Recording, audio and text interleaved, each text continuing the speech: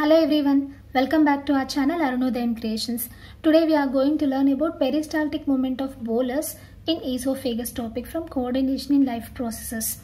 Peristaltic movement of bolus in esophagus.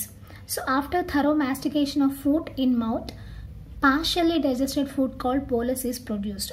థరోగా mastication చేసిన తర్వాత food ఏమవుతుంది, పార్షియల్గా డైజెస్ట్ అవుతుంది. That partially digested food formed in mouth is called as bolus.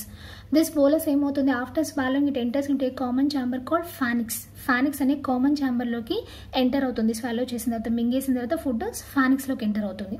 And after that epiglottis closes. ఏమవుతుంది, food enter అవ్వగానే epiglottis close అవుతుంది.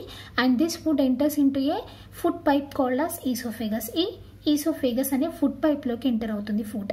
And before that అలా food enter అయ్యే ముందు ఏమవుతుంది, అప్పర్ ఈసోఫేజియల్ స్ఫింక్టర్. ఈసోఫేగస్కి స్టార్టింగ్లోను ఎండింగ్లోను మనకి స్ఫింక్టర్స్ అంటే వాల్వ్స్ ఉంటాయి.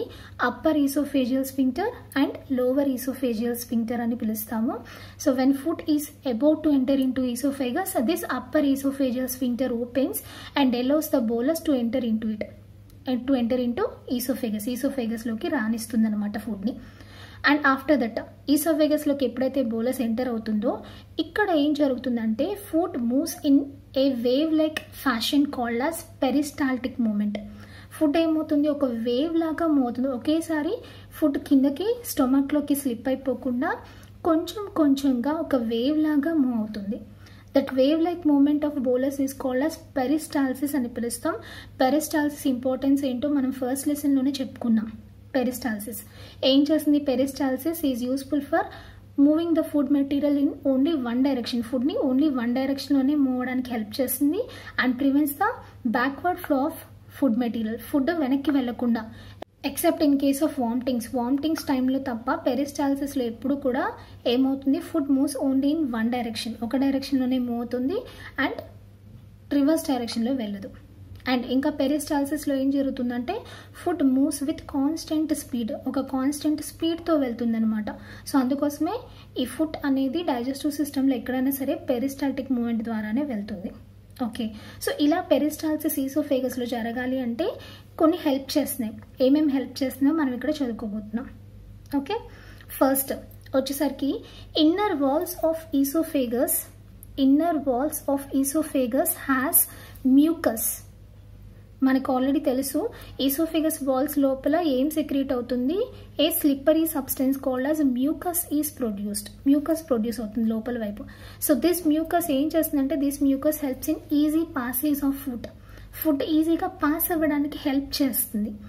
In addition to this mucus, ఈ మ్యూకస్తో పాటు బోలస్ ఆల్రెడీ హ్యాస్ సెలైవా. బోలస్లో ఆల్రెడీ సెలైవా ఉంది కదా, ఈ సెలైవా కూడా ఏం చేస్తుంది, it also aids in slippery movement of bolus into stomach. ఈ వాల్స్లో ఉన్న మ్యూకస్, ఆల్రెడీ బోలస్లో ఉన్న సెలైవా, ఈ రెండు కూడా ఫుడ్ ఈజీగా ఈ ఈసోఫేగస్లోంచి స్టొమక్లోకి స్లిప్ అవ్వడానికి హెల్ప్ చేస్తాయి అన్నమాట. ఓకే, ఇంకా ఈసోఫేగస్లోంచి స్టొమక్లోకి ఫుడ్ అవ్వడానికి వెళ్ళడానికి ఇంకా ఏమేమి హెల్ప్ చేస్తాయంటే two types of muscles help చేస్తాయి. So those two types of muscles are circular muscles and longitudinal muscles which are present in the walls of esophagus. If esophagus wall lo untayi aa rendu muscles kuda, circular muscles and longitudinal muscles. Both are smooth muscles. Manam 3 types of muscles చదువుకున్నాం కదా 9th class లో. ఇవి smooth muscles కిందకి వస్తాయి. So one is circular muscles which are present in the inner walls of esophagus. Esophagus లోపల వైపు circular muscles ఉంటాయి and esophagus బయట వైపు లాంగిట్యూడినల్ మజిల్స్ ఉంటాయి. Okay, inner walls of oesophagus has a circular muscles while the outer walls of oesophagus has a longitudinal muscles. ఇవి ఏం చేస్తాయో చూడండి. వెన్ బోలస్ ఎంటర్స్ ఇంటూ ఈసోఫేగస్లోకి ఎప్పుడైతే బోలస్ ఎంటర్ అవుతుందో అప్పుడు ఏం చేస్తాయంటే these circular muscles first contracts behind the bolus వెనుక వైపు ఉన్న ఈ circular muscles they become contract అవుతాయి. కాంట్రాక్ట్ అవ్వడం వల్ల ఏమవుతుంది, because of the pressure caused by it's contraction the bolus is pushed forward. ఈ వెనుక ఉన్న సర్క్యులర్ మజిల్స్ కాంట్రాక్ట్ అవ్వడం వల్ల కొంత ప్రెషర్ క్రియేట్ అయ్యి బోలస్ కిందకి వస్తుంది.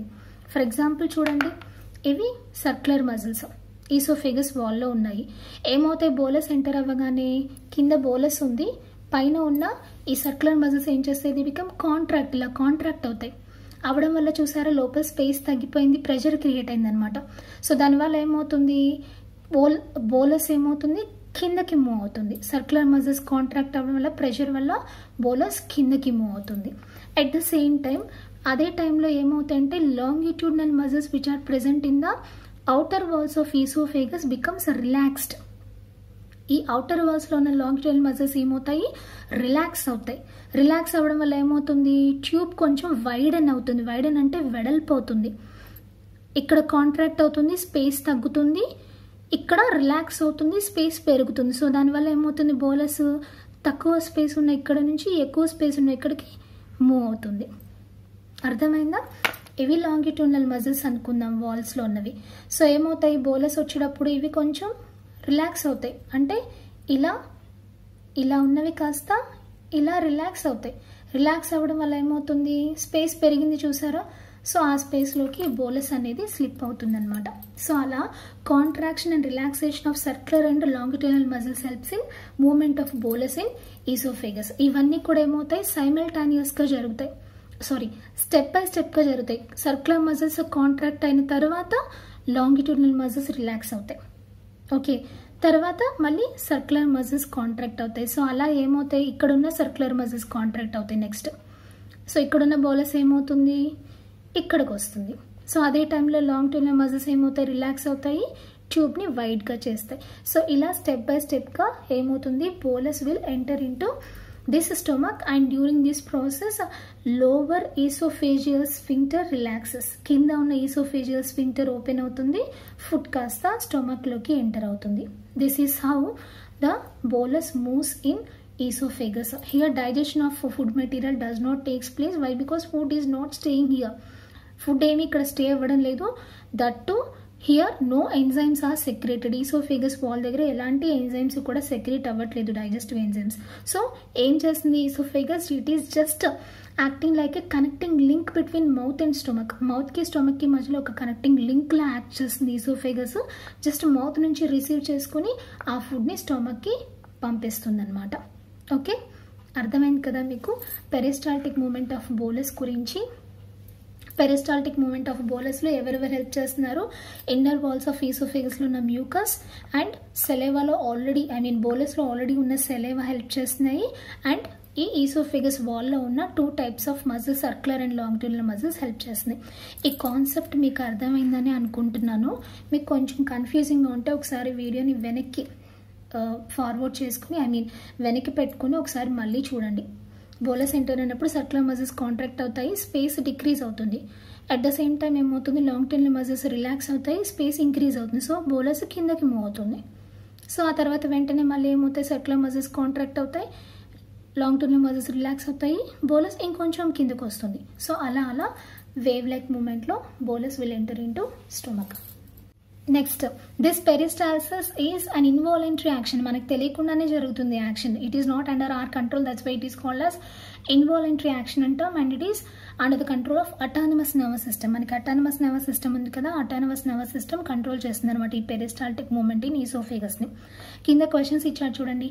What makes the movement of food bolus in the esophagus easy? So food bolus అనే ఈ ఫుడ్ అనేది ఈసోఫేగస్లో ఈజీగా మూవడానికి ఏమేమి హెల్ప్ చేస్తుంది అని అడిగాడు. ఏమేమి హెల్ప్ చేస్తున్నాయి? Mucus present in the esophagus wall, saliva present in the bolus and muscles present in the esophageal wall. Okay, think why people are advised not to swallow food without chewing properly or do not eat in hurry. So చాలామంది జనాలు చెప్తూ ఉంటారు కదా, ఫుడ్ని బాగా నమిలి మింగాలి అని చెప్తారు, త్వరగా తినద్దు, హరీగా తినద్దు అని చెప్తారు. ఎందుకు అలా చెప్తారు అంటే ఫుడ్ని బాగా నమిలిన తర్వాతే మనం మింగాలి. ఎందుకని?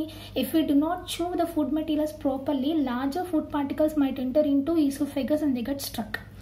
పెద్దగా ఉన్న ఫుడ్ మెటీరియల్స్ ఏమవుతాయి, ఈసోఫేగస్లోకి ఎంటర్ అయ్యి ఇక్కడ స్పేస్ చిన్నగా ఉంది కదా ఈ ట్యూబ్, సో ఏమవుతాయి, ఫుడ్ ఇక్కడ స్ట్రక్ అయిపోయే ఛాన్స్ ఉంది.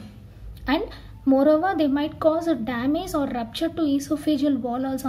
పెద్దగా ఉన్న ఫుడ్ పార్టికల్స్ ఏం చేస్తాయి, స్ట్రక్ అయిపోయి ఈ ఈసోఫేజియల్ వాల్ని రప్చర్ చేసే ఛాన్సెస్ కూడా ఉన్నాయన్నమాట. అందుకోసం మనం ఏం చేయాలి, we have to chew food thoroughly before swallowing. బాగా నమిలి అప్పుడు మింగాలి. అండ్ ఇంకా హరీబరీగా తినకూడదు. ఎందుకని?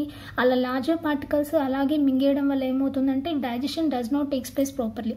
ప్రాపర్గా డైజెషన్ జరగదు, మనకి ఇండైజెషన్ ప్రాబ్లమ్స్ వస్తాయన్నమాట. సో అందుకని we have to eat in a leisure manner. Okay, ఈ టాపిక్ మీకు అర్థమైందని అనుకుంటున్నాను. మీకు ఎలాంటి డౌట్స్ ఉన్నా సరే నాకు కింద కామెంట్ సెక్షన్లో అడగండి, నేను క్లారిఫై చేస్తాను. Thank you so much for watching. జై హింద్.